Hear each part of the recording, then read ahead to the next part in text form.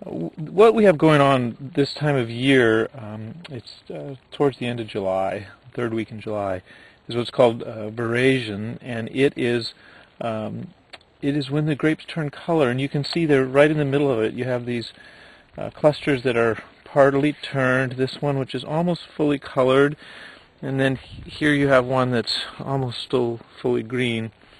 And one of the things about this time of year is it is the beginning of the ripening, for one thing, but also the clusters and berries don't really change in size once they reach this stage. So from the winemaking perspective, you can really see what's coming.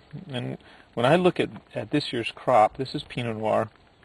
We're in block 593, which is one of our reserve blocks.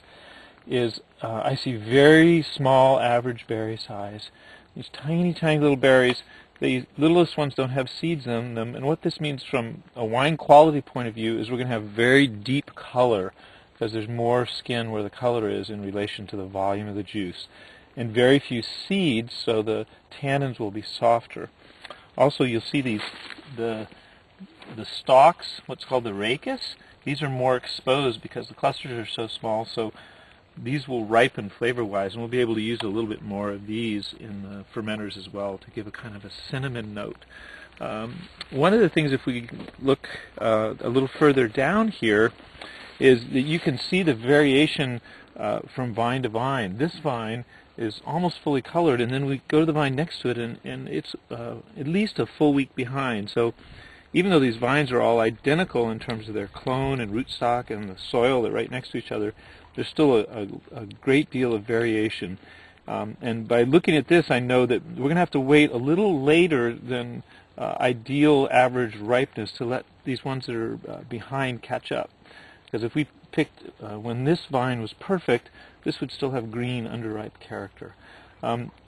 For comparison purposes of berry size, this cluster has more average berry size, and you can see a lot of clusters have just the tiny berries composing the whole cluster. And this cluster is kind of a mix, but these bigger ones that are green is more a typical or average cluster. So this is very, very small berry size is the characteristic of this vintage, and not just in this block, but throughout the Pinot Noir blocks. Another interesting thing you can see right here is we're drip irrigating right now. It is a Mediterranean climate around here without any summer rainfall, so you need to feed the vines water, and it's particularly important now when they're trying to ripen that they have plenty of water, because the water gives them access to the nutrients in the soil. This is drip irrigation. It was developed in Israel a long time ago, and it's also the most sustainable way to put water into the vine because it's very, very efficient. You don't waste anything. You don't have any runoff. You can see there's very little puddling. Everything that's going on the ground is getting to the vine. It's a very specific way to irrigate.